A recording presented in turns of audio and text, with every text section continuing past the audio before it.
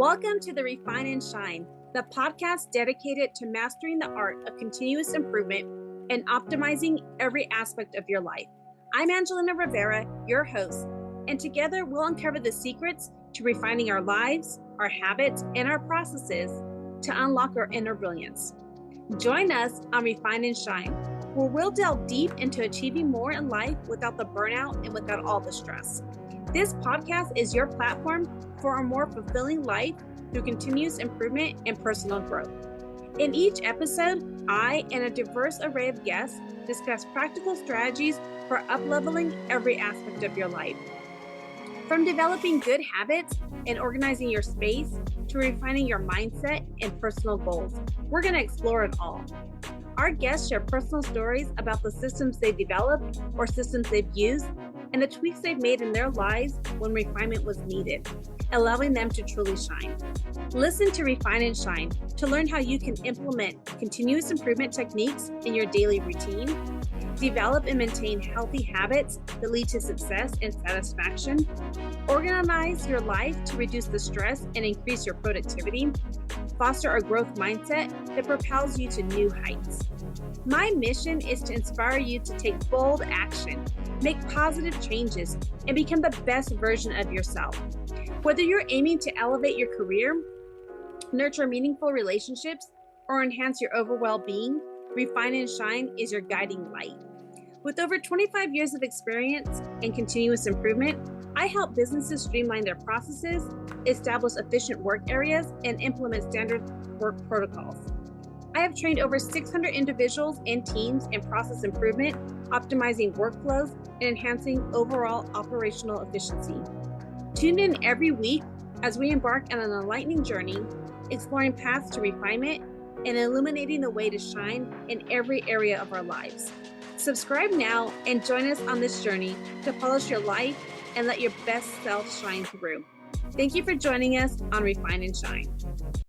Hello, everyone. Welcome back to another episode of Refine and Shine podcast. I am so excited for my guest today. We were talking, and then I was like, oh my gosh, we got to get this podcast recorded.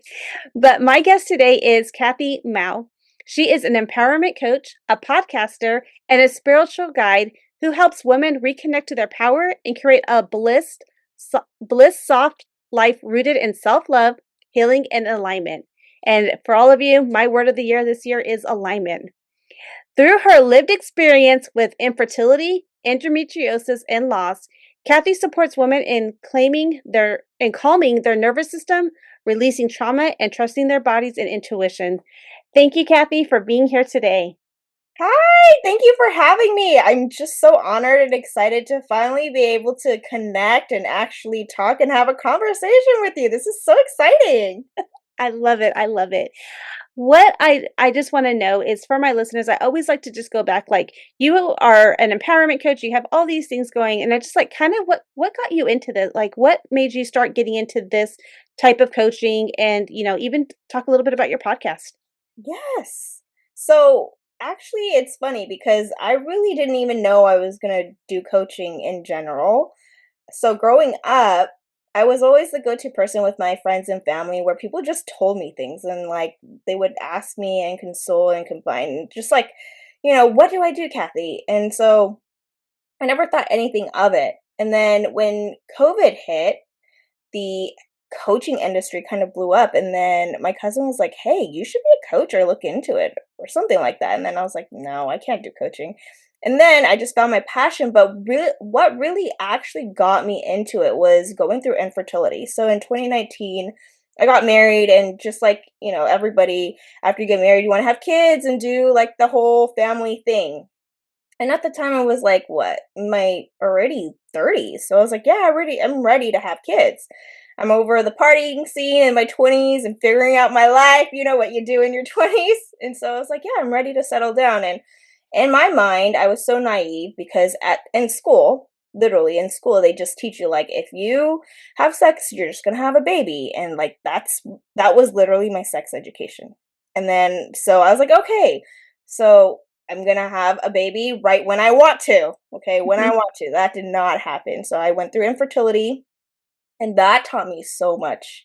And that actually led me into the journey of coaching and then actually wanting to empower women or people in general because when you have endometriosis and during my infertility days, that's how I figured out I had endo, which caused my infertility.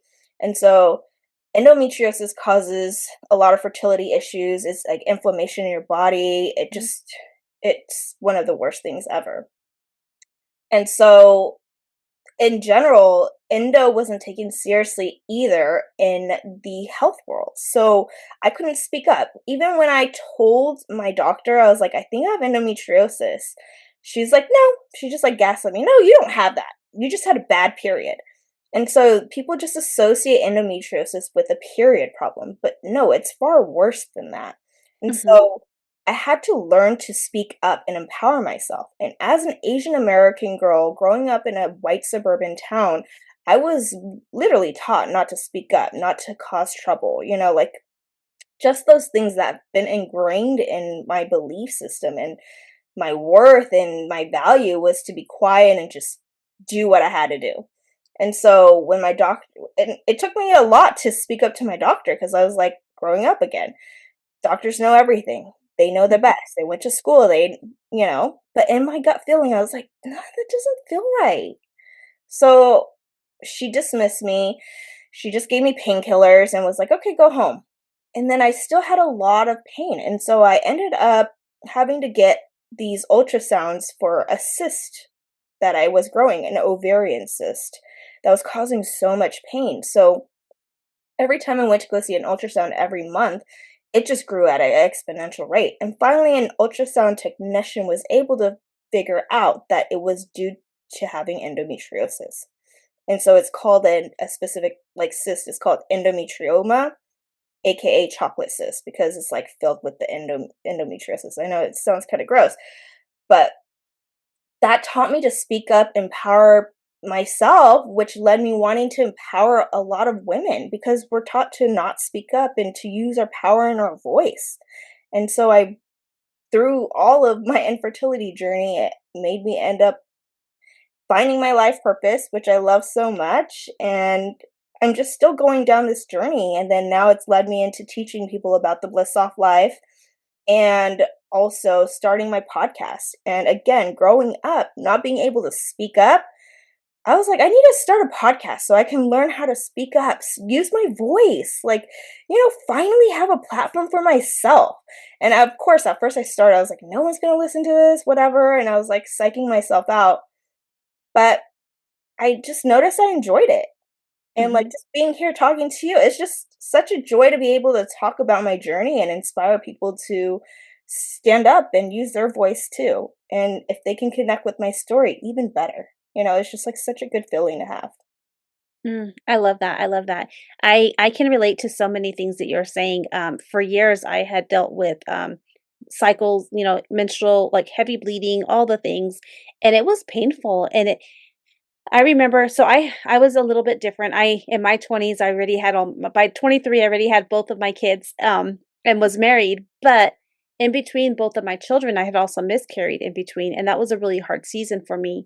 And then with my son, I had the placenta previa, the hole in your placenta. I almost miscarried him Oh my and just god. had a lots of pain afterwards and after giving birth, just a lot of issues. And you're right, they don't really educate you on all these things. Like nobody told me, like my son was born in 2000, so you have those heavy, bulky car seats. We lived in the second floor of an apartment. Nobody told me that you can't carry the baby in the car seat all the way up the stairs, like within a couple of days after you're not supposed to lift 10 pounds. You're not supposed to lift like more than your baby's weight. Like there was all these things I didn't know. And a week later, my uterus had almost fallen out. That's how bad I had. Yeah, it was bad. And then they didn't tell you that I couldn't drive a stick shift car. And when I went to the doctor, I'm like, hey, you didn't tell me. They're like, well, we didn't know you drove a stick shift car. And I go, you just assume?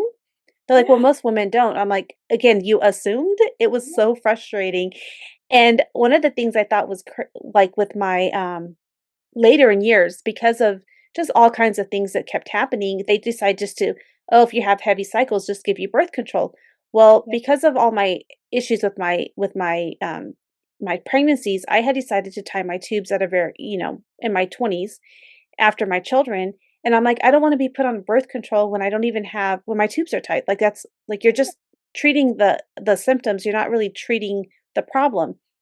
It wasn't until my 40s that they had told me that after a couple of ablations and all these things that and then massive cysts and going into the ER that I had that they kept just doing ablations. And it was one day I was like, there is something wrong. And they were like, no. And I'm like, there is something wrong.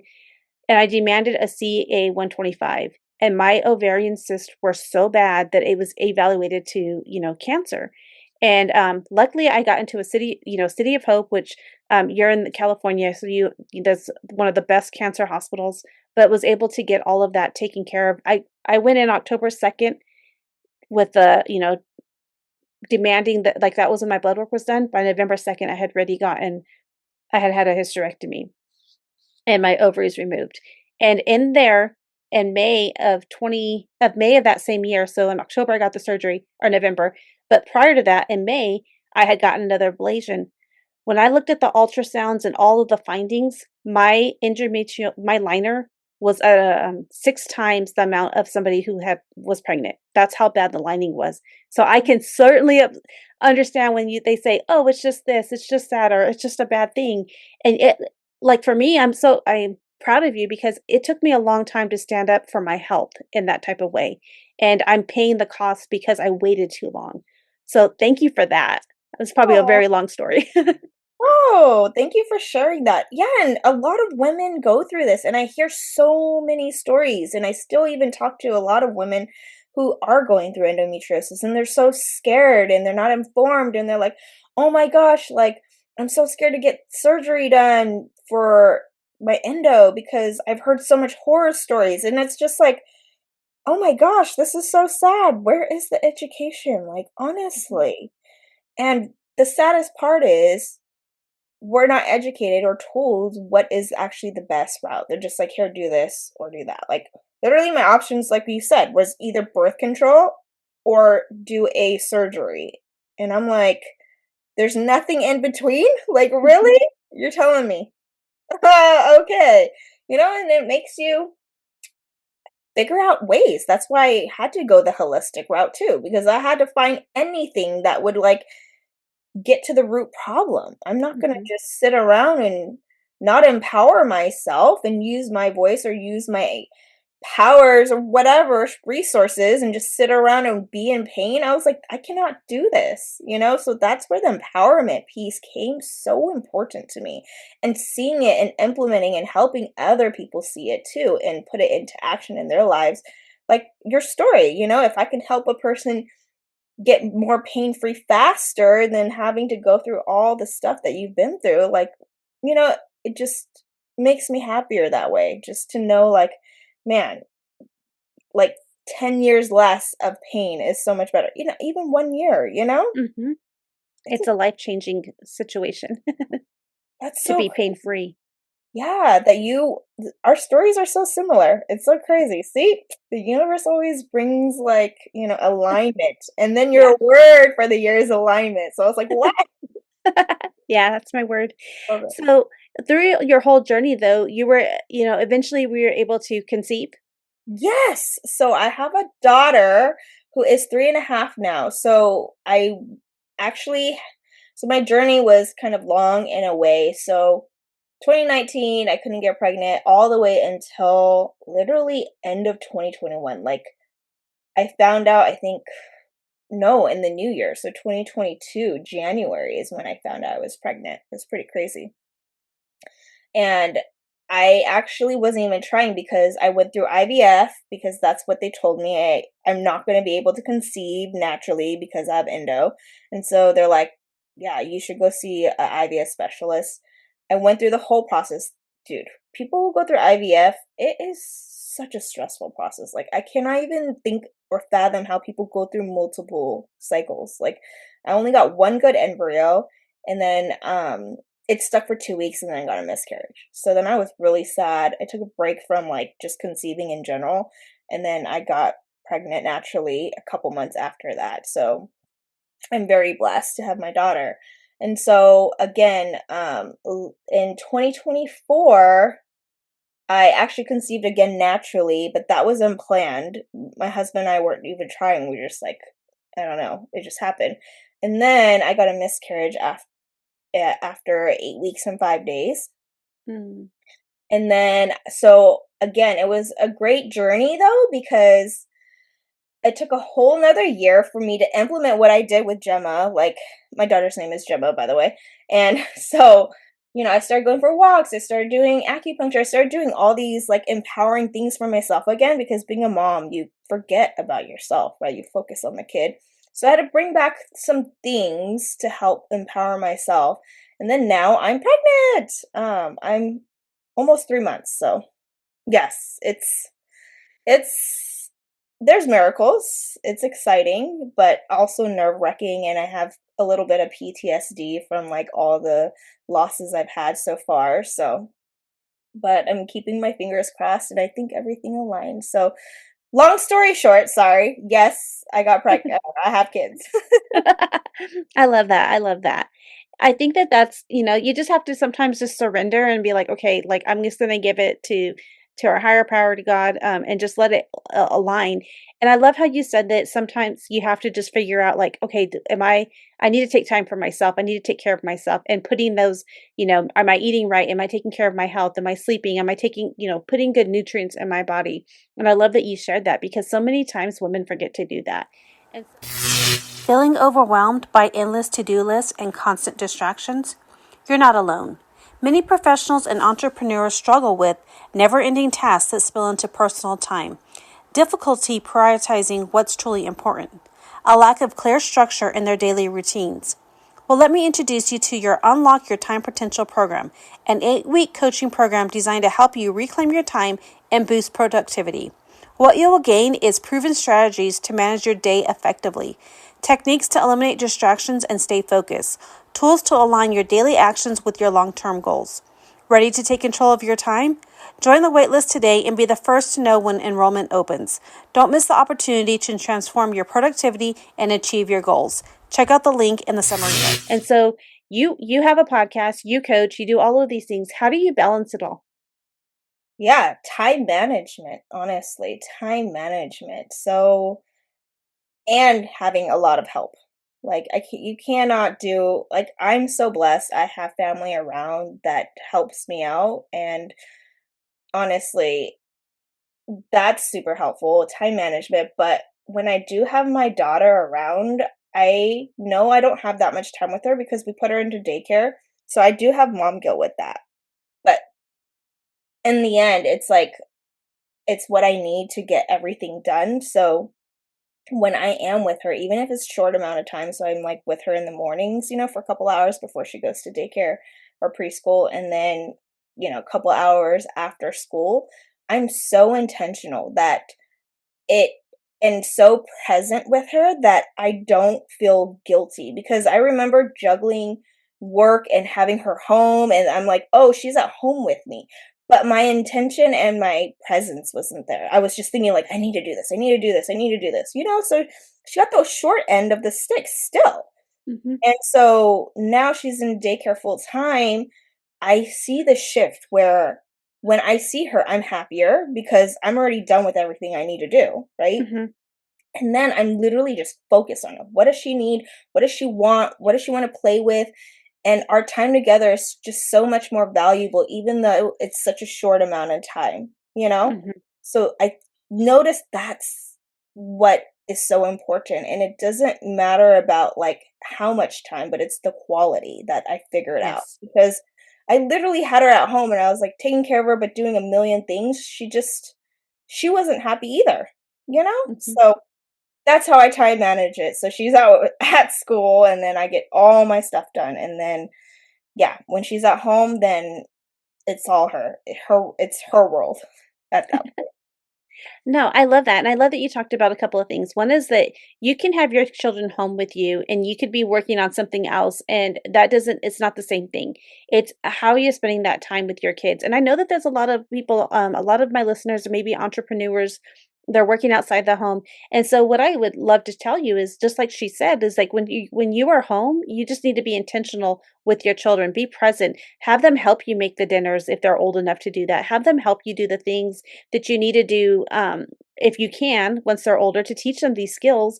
But just don't be sitting there just while they're here next to you, give them an iPad or something else to do, like, play with them, do the coloring books with them, and do all of those things.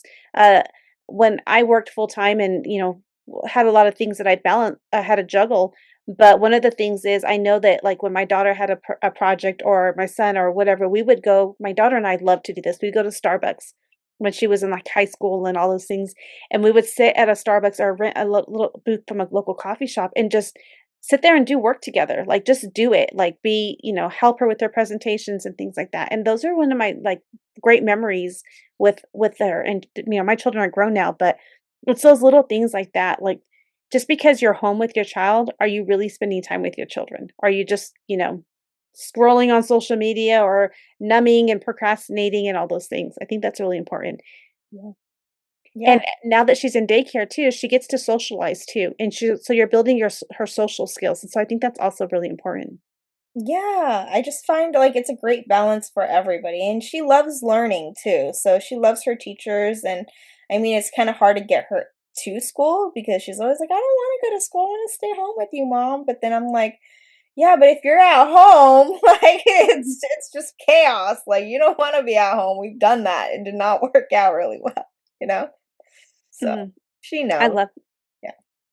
I love that, I love that. Can you tell us a little bit about your, podcast and what it's all about? And Yeah, sure. My podcast is called Ignite Your Power, the Kathy Mou podcast, and it's all about empowering yourself. So I have guests that come on, and I do solo episodes that teach you how to what I call living a bliss soft life, and I have an acronym for it. I call it the BS life. If you know me, I'm very punny and funny, but and that's funny because actually, short story. I know it's kind of tangent, but I had a download about having that name. It just kind of came about because I was like, when am I supposed to teach people? Ignite your power. Yes, that's great, but like there has to be something else. And one day I was just looking out the window having like coffee and then got this download saying like BS life. And I was like, no way. I just started laughing to myself. And yeah, it's teaching about being more blissful and softer. And I'm teaching people not to go with the hustle culture that we're so used to. And it's about like get truly tapping into your own soul power. Like we are all soul beings here and we are more powerful than we're taught or to believe. And so I really love teaching people how and giving them tools to unlock that and to start realizing like you can change your mindset, you can change your daily life, you can manifest anything that you want. You are truly powerful. It's just that you don't have the tools or you just don't have the awareness yet. Right? So it's like my platform of or a space for people to really truly learn how to ignite their power. And I teach it through what I call the BS life concept. And I love all the guests that come on too. It's more of a holistic health wise type of route that my guests come on and talk about too. So Mm, yeah. I love that, I love that. I love how you said that you just got this download, and, one of the things one time when I was thinking about my podcast, I was gonna call it, um, I got I got shit to say because going back to the thing in the beginning when, like for me, growing up Hispanic in a poor environment, a kid of middle child of a family of 6, you can't speak up, and if you do, you get in trouble and you get in the corner or whatever. So it's kind of like I was like, I have all these things to say, and so I told my friend, I go, I'm gonna call it. I got shit to say, but I didn't end up doing that. But I understand what you're saying about like we got to use our voices, and I love that you're helping people speak up and find that healing or just that calmness. The hustle culture. I know some people are like, you got to hustle, you got to hustle. But we can hustle, but really, what are you hustling for? Is it Yeah. to buy the things? Is it to buy things that is not gonna go with you to heaven? Or is it to are you just like, are you at peace? Are you you read all these books where people have hustled so much and then they retire or, they're whatever, and they're depressed. And so it's like, really, what brings you joy? And if you can't find something that brings you joy but just working, then you really need to like get an alignment in your life and figure out why that is and tap into it. Like, what is it that's holding you back, or what are you fearful for? Yeah, that's so good. It's so true. And again, you asked amazing questions right there. And a lot of us don't even ask ourselves that, or no one really asks us that. Unless you're like lost and you hire a coach or something and then it comes about. But it's not like, oh, I'm going to sit down and, oh, yeah, what is my life purpose or what's going to bring me true happiness and joy? Because again, we're programmed to believe you have to hustle for all these materialistic things. And I noticed materialistic things did not bring me any joy or happiness. It's like changing people's lives or like doing these type of things, like actually connecting with people, understanding them, knowing them, not on a surface level too. It's not like, oh, like what's your favorite food or, like actually talking like in depth about things like this, like sharing Hmm. each other's stories and struggles to understand truly what your perspective is and why you believe things and just understanding one another because I feel like we are so disconnected in society right now. And this is why it's just so chaotic because everybody cannot see the other side. It's just so extreme. It's like either this and that's it. And it's like I've learned to be in the middle where I choose peace and I can see it from both sides. And it's just, I feel like it's more freeing in a way instead of forcing somebody who doesn't believe that the exact opposite and you're trying to force them to make you believe, like make them believe you. It's exhausting. It's just like being in a relationship where you're trying to force someone to love you. And it's like, it's not gonna happen. If they love you, they love you, right? Like you cannot force things. And I just noticed that there's just so much more peace when you just don't force. And that's the hustle culture too. It's like you're forcing everything. Like I have to force myself to work to death until I get this materialistic item. And if I get that, I'll be happy. And then once you get it and you're sick and you're like about to be in your deathbed, you're just like, what did I do with my life? No, it's because you're missing connection, you're missing peace, you're missing like living your authentic truth, speaking up, whatever. All of these deep things that I'm all for, you know? I love that. I love that. I can just so I can see it, like, and the thing is, I think, we talked a little bit about time management earlier. A lot of times we think that we're busy and we're hustling and hustling, and half the time we're just distracting ourselves and we're not really. But if we're really intentional and we really just like, hey, I'm going to work on this project, I'm going to put away all the distractions and all the things, I'm going to get this thing done, and then I will have more time to go for the walk or do all the other things. And joy doesn't have, like we talked about, it doesn't have to be materialistic things. Joy can be just going for a walk. I Yeah. love my doggies. I love you know going to lunch with my husband, which yes costs money, but even just going for a walk with him brings me just as much joy. It's just that intentionality and spending that time, because our time here on earth is precious. And so what do you really want it for life? And legacy, leaving behind your legacy doesn't mean you're going to leave, items. Yeah. But like, what are the memories and what did you help people do? And that's why I love doing the podcast. And I love that you're doing a podcast too. Aw, thank you. That's so true. Leaving a legacy. People have said that. I guess that is one of my,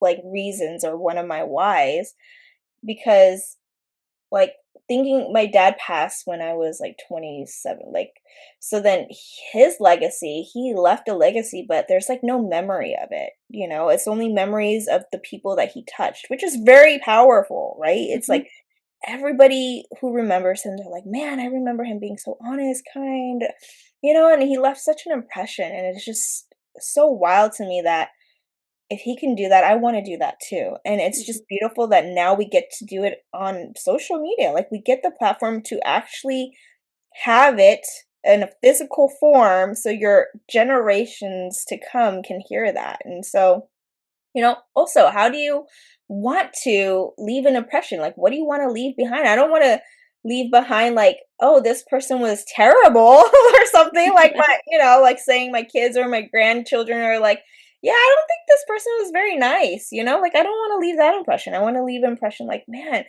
my grandma was like such an honorable person who really wanted to help change the world or something, like something inspiring. That's just beautiful to hear.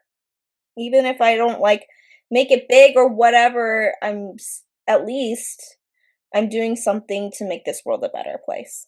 Yes, I love that. I love that. How can people work with you? How can they find you and how when you do your coaching, how do you do it? Yes, I do it one-on-one usually, and I also do angel card readings. So those are like one little easy sessions that you can kind of get to know my ways of coaching. But I do one-on-one coaching for 3 months, but I could do it in person. So I do have a client that does it in person if you're local, but I do it over Zoom. So that's how I do it. And then we do it each week for 3 months. So that's how I do it for now. Mhm. I love that. I love that. And as people wanted to get in touch with you, what's the best way to get in touch with you? And of course, I will leave all your links in the social media in the show notes as well. Yes. So the best way to find me is either at my website at www.kathymou.com, which is my name down below if you want to get that, or I'm on Instagram as well, and there my Instagram handle is kathy.mou. So I'm on all the socials, but Instagram is my main one right now that I'm usually on. All right. Well, I'll definitely have those links in the show notes as well. But one of the things as we wrap up, I always like to ask my guest is what is a word, a phrase, an action, or a book to read, or something they can do today in order to help them start to refine and shine. Ooh, that's great. You can go start listening to my podcast, Ignite Your Power. And it's all my information or all the stuff that we kind of talked about, just like a little bit of what I talked about. There's like in-depth episodes there for you to go and listen to, or, guests that come on and talk about their expertise. There's like energy healing all the way to like spiritual or science based as well. So yeah, go check that out. I'm also on YouTube if you want to go check out some of what I do. Like I do angel card readings on there and meditations if you wanted to go check out some of the stuff that I do for free. All right, I love that. Can you talk just before we wrap up? Just one more question. Then you mentioned meditation. Important is meditation for somebody to do? Oh my gosh, so important. You know how many people I've interviewed, like CEOs, like, very high performing people. Everybody says meditation is part of their daily routine. And there's a reason why, okay? In a world where it's so fast paced, so chaotic, you have like, some little phone right in front of your face, like, there's something always distracting you, like what you said, right? Are you actually distracting yourself, or are you actually doing it and being intentional? And most of us is probably distracted. And so meditation is a way for you to calm down, connect to yourself truly. And it's okay. And people are like, dude, I can't meditate. My mind just keeps going. It's okay. You just need to ground yourself and just let those thoughts come about. But you need to just learn to sit down and do nothing. Like literally. I mean, meditating is actually doing something, to be honest, but it's very uncomfortable for people. But the uncomfortable, how do you say it? The uncomfortability, how do I say it?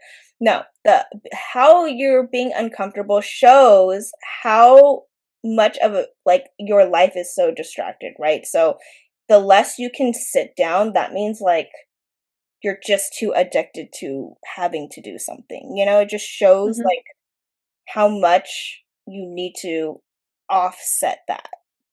And Yes. so if you sit down with yourself, even for 5 minutes a day, I think it's just so powerful. Like literally just do it. If you could do it first thing in the morning is the best, because I feel like that sets the intention for the day. Like I want to calm, or as much as possible. You can't control like the outcome or your day, but if you already set the intention of like how you show up and how you already set the mood and tone for the day, it's more likely you're going to show up that way for the day, Mhm. right?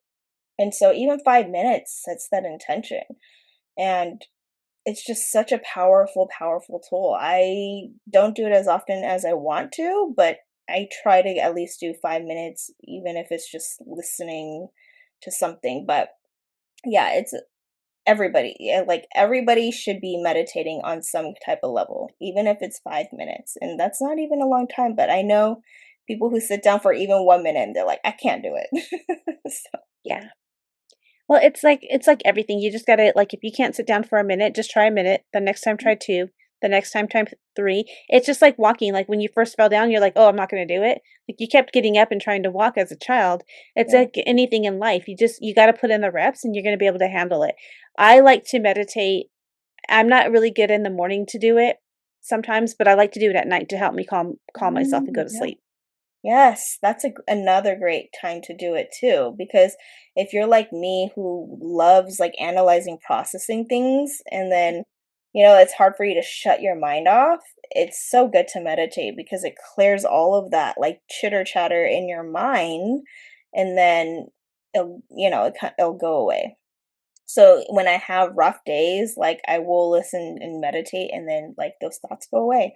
Or even journaling too. Sometimes like meditating won't work and then I actually jot it down on a journal. Like I don't know, even like a to-do list. Sometimes we're like, "Oh, what do we need to do as a mom?" You're like, "What do I need to do tomorrow?"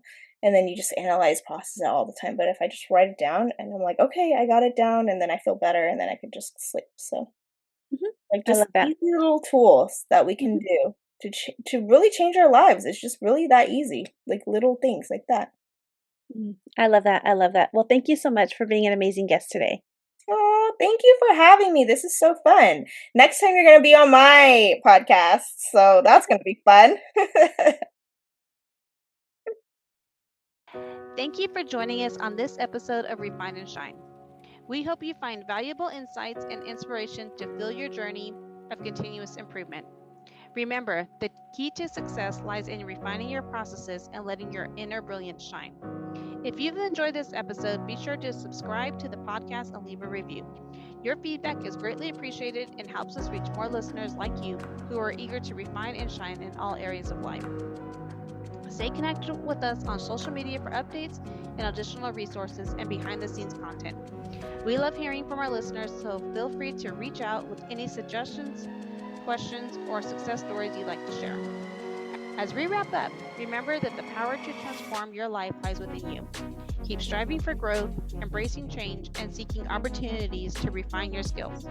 Together, let's continue to shine bright and make a positive impact in the world. Until next time, keep refining and keep shining.